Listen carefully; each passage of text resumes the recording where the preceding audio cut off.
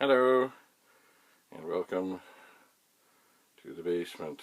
Indeed, I have found a couple of Amiga 2000's, and it is time to investigate. These were stored on their sides. They were. This one, both of these I found at a flea market some years ago.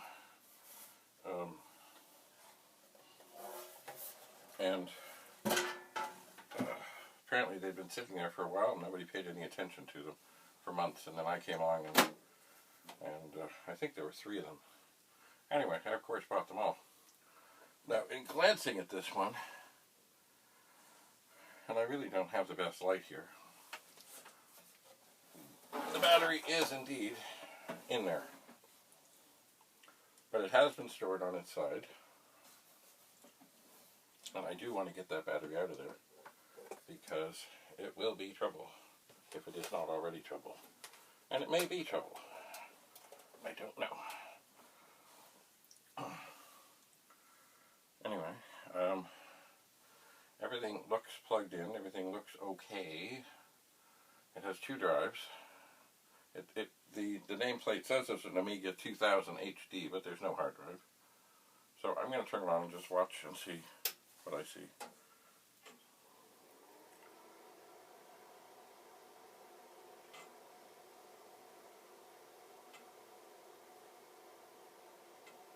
Well, that's encouraging. I hear disk drive noises, like it wishes I would give it a workbench disk. From what I know of these machines, if there was serious battery damage, that would not be happening. So that is encouraging. I think I will turn it off and try that one more time.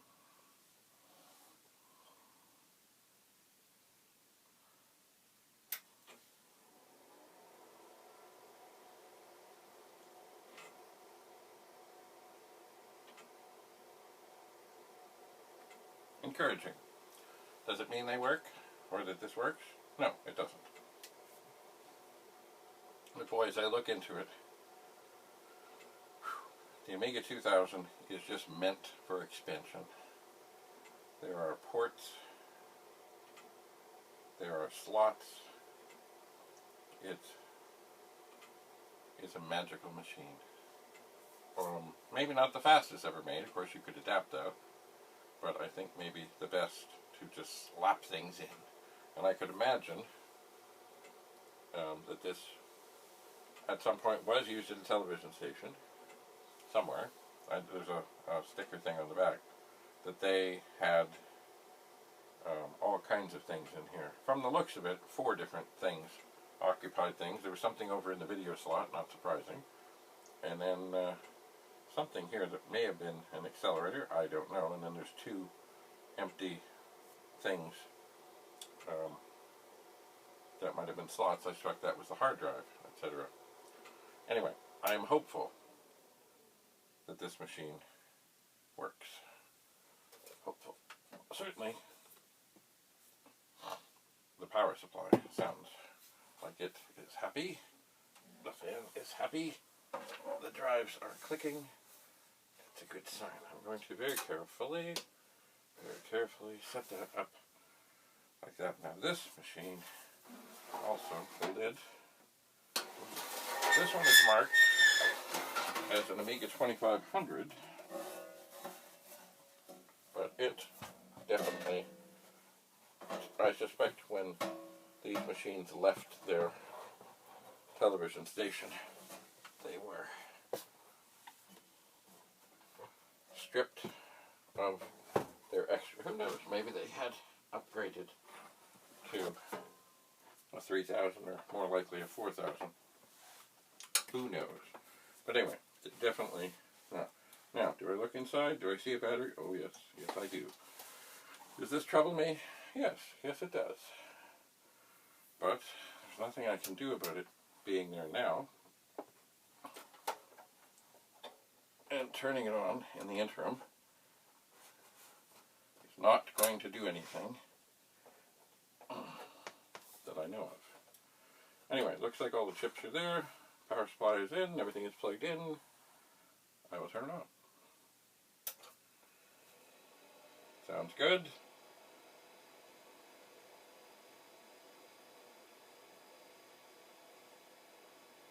Red light is on. Oh dear. Well, let me just check. I do not hear disk drives a spinning. So, there may indeed be, I mean, it doesn't have to be battery damage, but it could be. Let me just turn it this way. Plug in again. I'll just double check the cords. Are they plugged in? They are.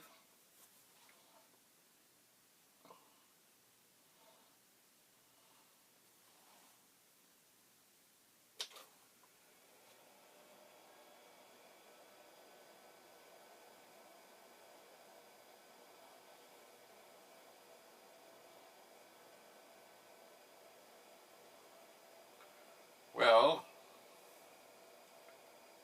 the fan is spinning. Power supply seems happy, but definitely things are not happening on the startup. And from what I can tell, all the chips are in here from my looking about.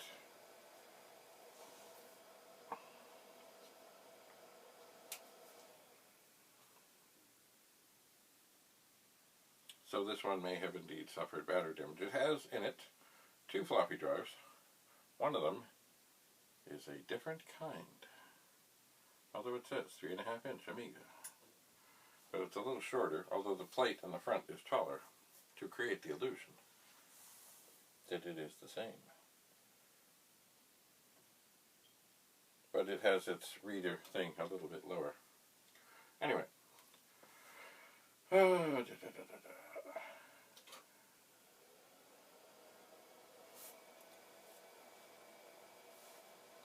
This one only has 2 plates missing from the back, so maybe they were happy with it as an Amiga 2500, perhaps.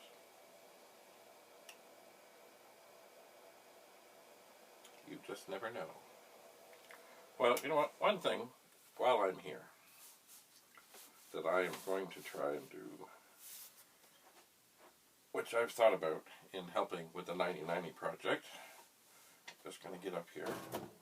Oops, there's the case. I'm going to get up.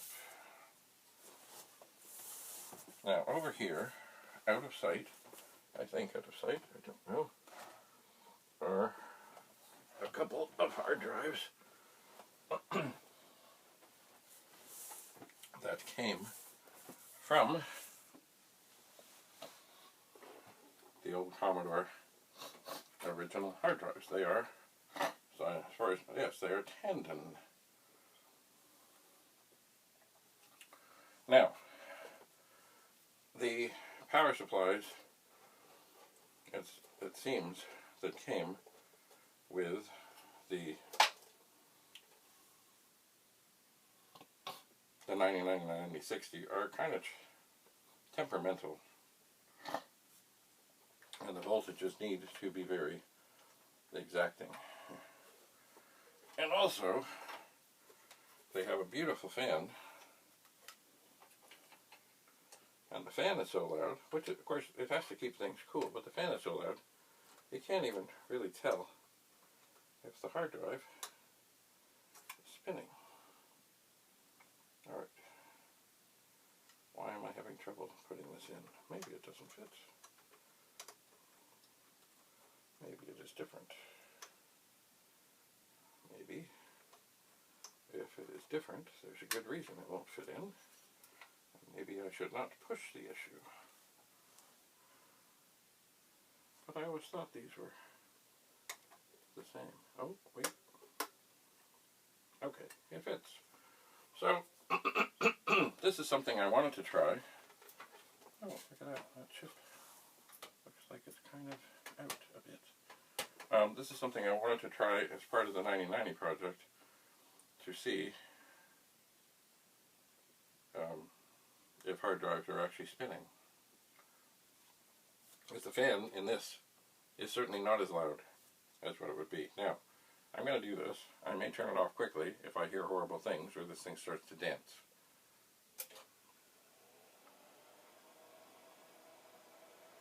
Alright. I do not hear this drive spinning. There is something with hard drives called stiction. There is. Where sometimes they might need a bit of a tap.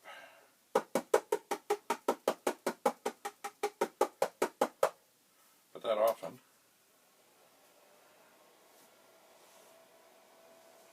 would be maybe when applying the power. Remember, this has not spun in a long, long time. Now, is what I'm doing here wise? Not necessarily. Whoa.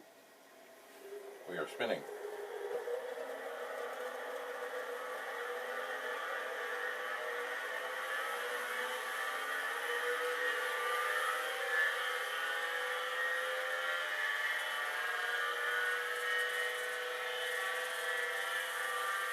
Alright, definitely, absolutely, positively, this disk drive, which is now probably, well, maybe not quite 40 years old, and has probably not been plugged in 30 or more, is indeed spinning. I am watching for flames and smoke. And I'm also listening to hear if there is any of that, what do they call it, an inevitable, not inevitable, but a horrible sound of what would be deemed a head crash. Now, does this sound really happy? No, not really. But it is spinning.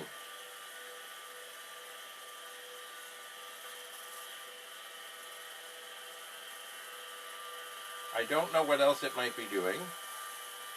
It doesn't sound particularly pleased. I think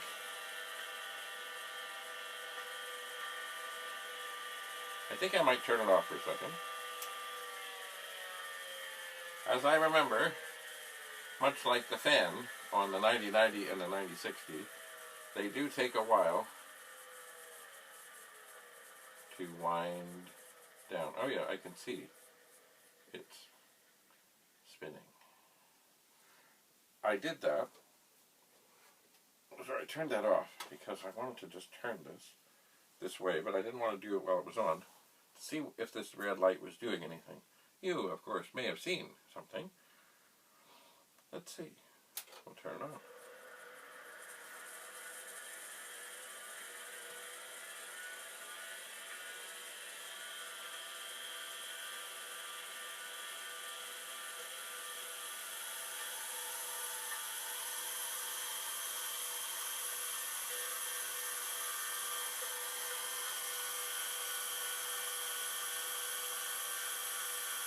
Well, the red light is doing nothing.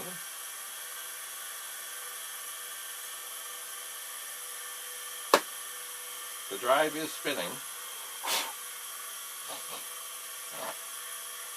It doesn't sound particularly happy, but, you know, it doesn't also sound particularly terrible either.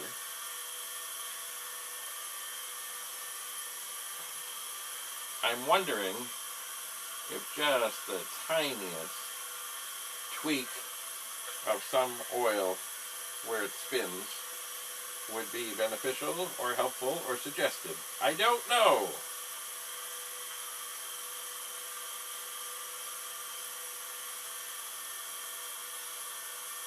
But it's spinning.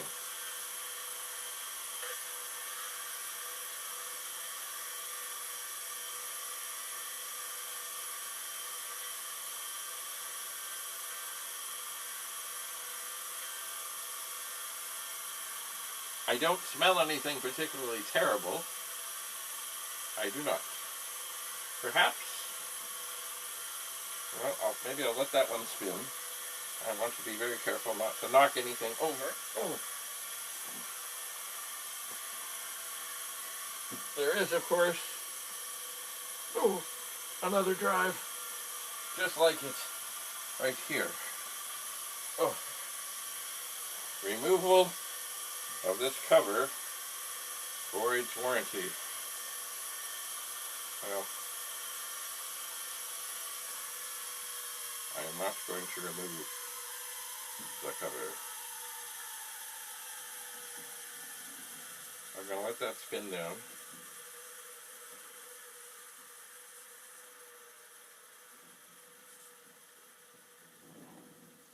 And let it stop completely.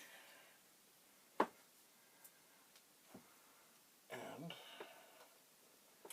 try to get the power pulled out of it. Hello. Okay. The power is out. I will set that down ever so gently. And here we have full height disk drive number 2. Let's see.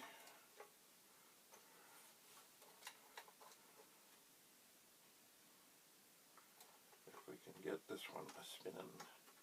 Because, you know, as I said, I've been working on the 9090 and the 9060, and it's become somewhat frustrating. Alright. I will apply power.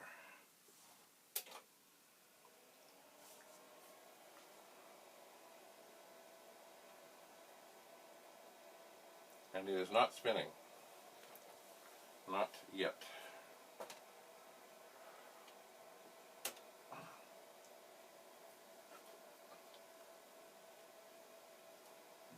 So I will tap it. Huh! Look at that. Stiction.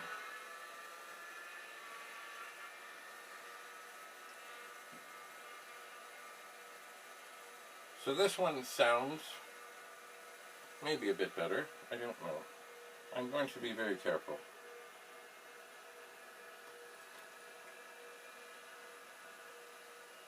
I was just looking for the red light. The red light is not on. But the drive is spinning.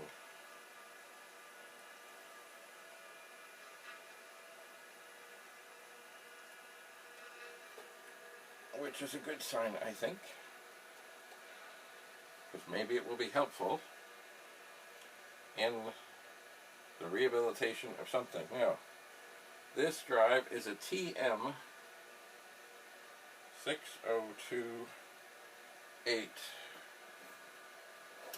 And this drive is a TM603. Oh, it's an S. Is it an S? It's an S. Yes. So that is a 602S and this is a 603S. And what does that mean? Well, it may mean that one of them is 7.5 megabytes and the other one could be 5. Maybe. But they are spinning. With the help of the power supply from an Amiga 2000. Which of course itself, this machine, has probably battery issues. I have heard from many sources that lemon juice is a good thing to try with battery troubles. I'm going to turn this off. And let it spin down. Ooh. Okay, that one, it's funny, that one did not spin nearly as long. Once again, I wonder, is a slight drop of oil suggested? I don't know. I wonder if I turn it back on, will it spin again?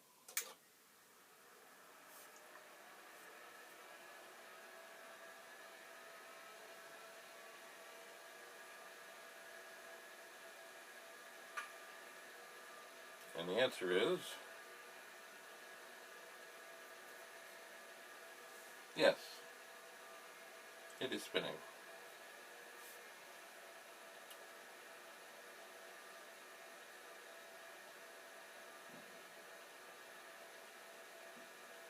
Well, this is encouraging. I am thinking that at some point I should return to the 9090 project and see what I can see what I can do, and see what works, and or what maybe I can get working. I will turn this off and let this wind down.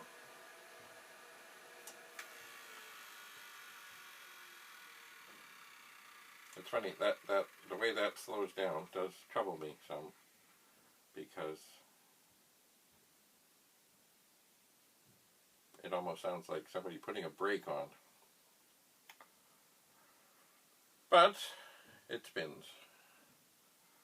So what do we have here today? This machine, I believe, works. This machine, I believe, does not. It may, well, you know what? It may be battery corrosion stuff. Or, you know what? Even without battery troubles, these machines have failed in the past. I guess what I really need to do is find a monitor, of which I have some, and find cables, of which I have some, and then see what other things, see what colored screen, and see what other things appear. And really get a better light down here so I can see what's up. Anyway, nothing is ever easy, nothing is ever simple. It is not. Anyway, I'm glad I got these drives plugged in. They have been sitting down here for a vast number of years, untouched, and who knows, maybe they will be helpful, as might these machines. Certainly, if they are not, if this board is dead, perhaps there are other, well, there's a power supply. There are other things that will be helpful in other ways. Anyway, so what have I done? Well, I have a bunch of things open, and not really a way to tinker on them. The 1541s are over there. 64 is down here.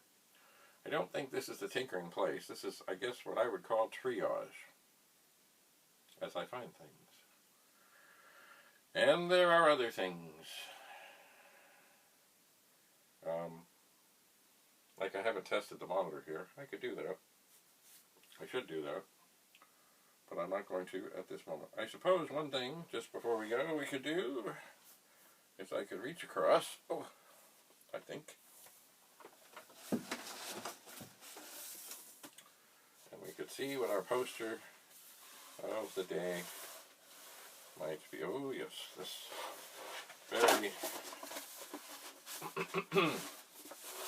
this is a good one for today. I'll see if I can get this open on the top. It is a long poster. It would stand vertically. And it is for the Amiga. With the logo that nobody recognizes as, what is this? Oh. Only Amiga makes it possible. With that logo, Commodore Amiga, that never did appear, that I knew of, on any of the machines. Just some marketing thing. And I've told this story before, but I'll tell it again, because it still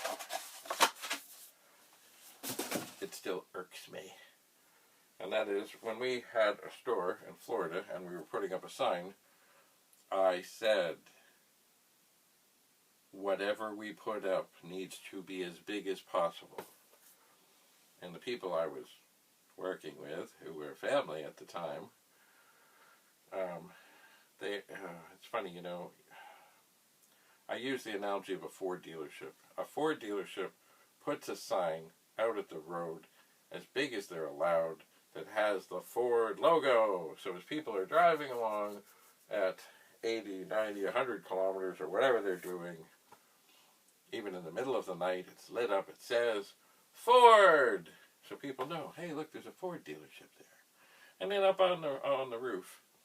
Actually, this reminds me of the Esso station up the street from me when I was growing up. Great big signs out at the road. Actually, this was a great big station. It covered the whole end of a block. And had 2 sets of pumps. Also, they did service there. Anyway, big sign, Esso. And then, little letters up on the roof.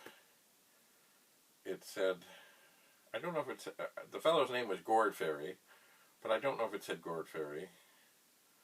But it said Ferries something. Maybe auto service, auto, I doubt. Somebody out there may remember this. Anyway, but once again, big sign at the street, little sign that says, so anyway, I said, you know, do whatever you want, but pick, if you want the name of the store, do it big. If you want to put the, you know, the kinds of things we deal with, put it big. Don't do a little of each. Don't do it. Of course, what do? They do a little of each. And they put that stupid Amiga logo on it, which of course nobody understood. What I really should, you know what, looking back, I should have just said, no, this is what we're doing. And there should have been as big as possible. Mind you, this sign wasn't huge, but still, as big as possible on both sides. Wait for it. Wait for it. Commodore! With the Commodore logo. Imagine. But oh no. Compromise is a good thing. But once in a while, decisions must be made. This way or this way. Not this way. Anyway, there are some things through the course of one's life you still look back on and you say, that was dumb.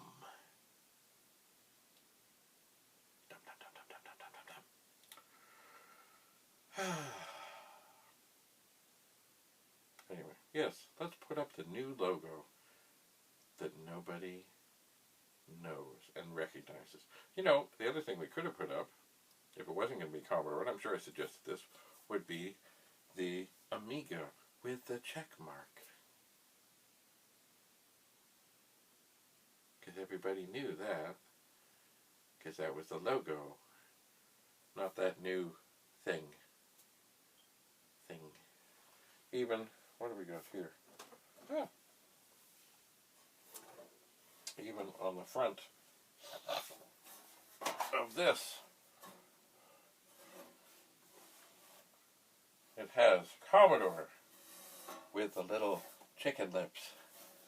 And it says Amiga in a bit of a funky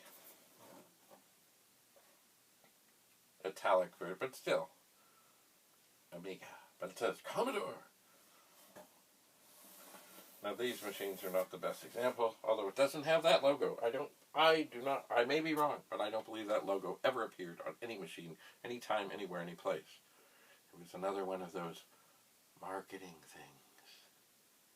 And not that there's anything wrong with marketing people, but, you know, if you talk to the people in a lot of places, especially technology companies, about marketing people, like when the the Commodore 128 was being introduced at the CES show in Las Vegas,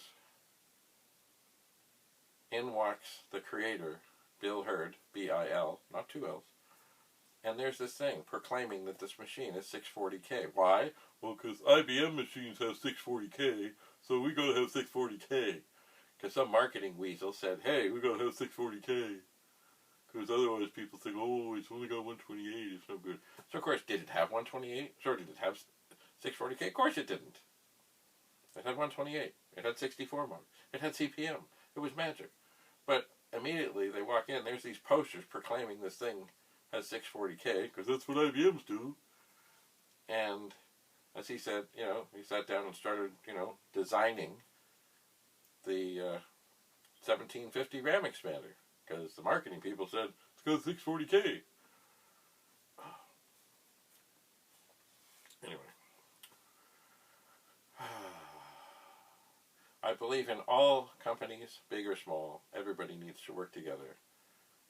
But it does seem, especially in larger ones, the marketing people will tell people most anything in order to get their sale and their commission and their whatever, and then they'll turn to the research and design or the engineering or the technical people or whatever and say, well, you got to make this because we've already sold it. Brilliant. Way to go. All right.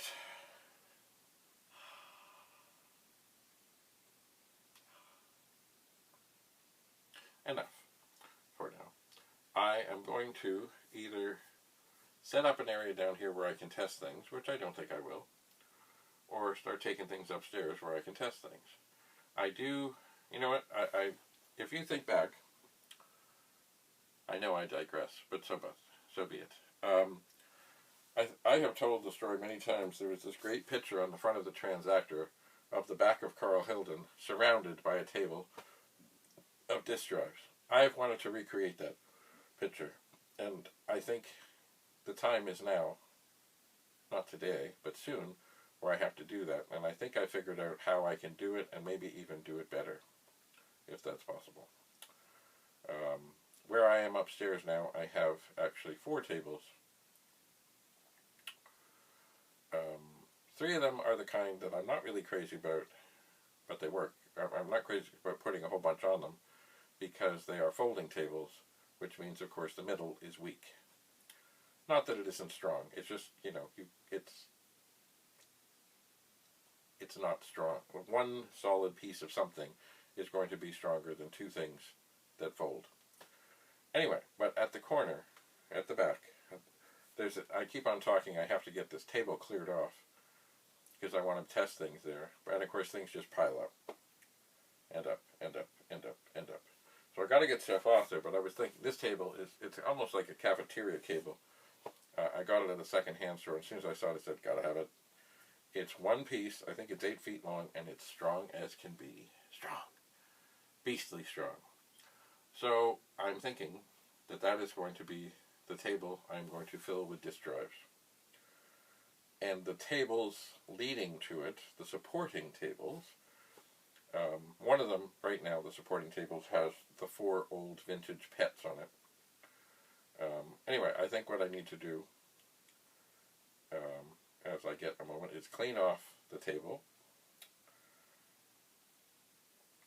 that is full of stuff that I want to get empty, and set up this picture where I will be sitting surrounded by disk drives, and perhaps other things too. I think the disk drives definitely, because the original picture has Carl Hilden's back and drives all around. I don't even know if there's I'll have to look at the picture. I don't know if there's a computer in the picture or not. But I figure with the tables that I have, the supporting caster tables, I could have other stuff leading into this. It could be epic. It could be magic. Stay tuned. Alright. So I made a bit of a mess here, but so be it. I'm pleased that I got these things to spin. Will they actually work? I don't know. I need to get some paper and some tape and a marker and document things so I know what's what. And I need to keep working down here. So, until we meet again, thank you for being here.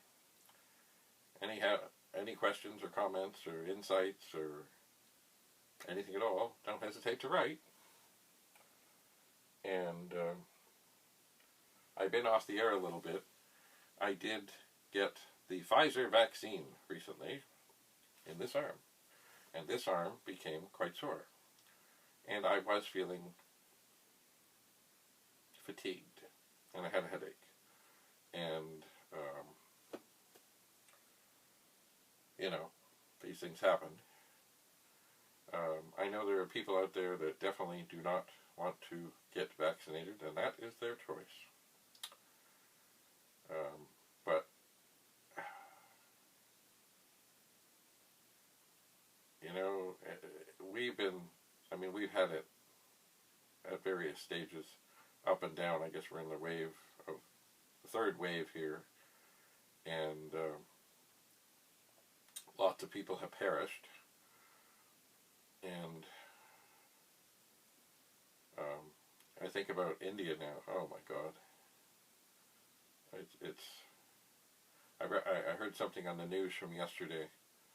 There were 11 people died because their oxygen delivery, because they're just literally running on the edge.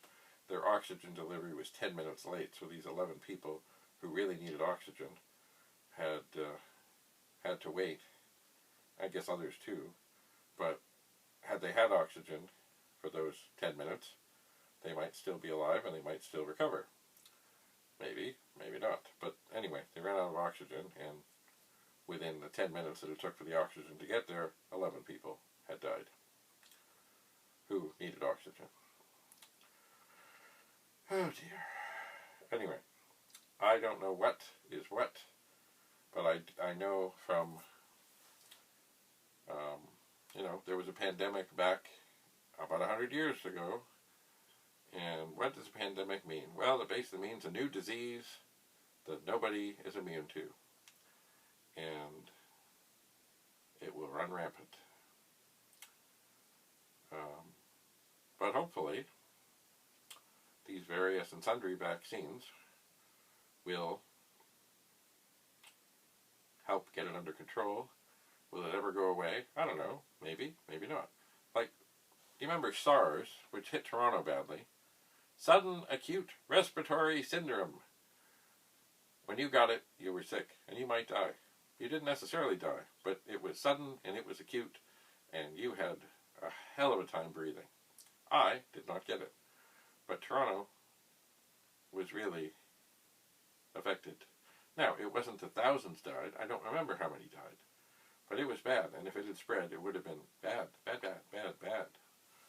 But somehow or another, it was contained, and so far, it's gone. And that was 18 years ago, or so. But I remember at the time, people referred to the face masks as SARS masks. And, for years since then, I've seen parents drive to the school, not recently, but over the years, like in those 18 years, there are parents who bring their kids to school, and they've been wearing masks for like almost 20 years. Anyway. Enough. I have to get some paper, I have to get some tape, I have to get a marker, I have to do some documentation. And I have to keep working here in the basement. Who knows what I will find? Who knows? But I gotta keep going. I do. Anyway. Thank you for coming. Thank you for being here. Stay tuned for more adventures or misadventures. Bye for now.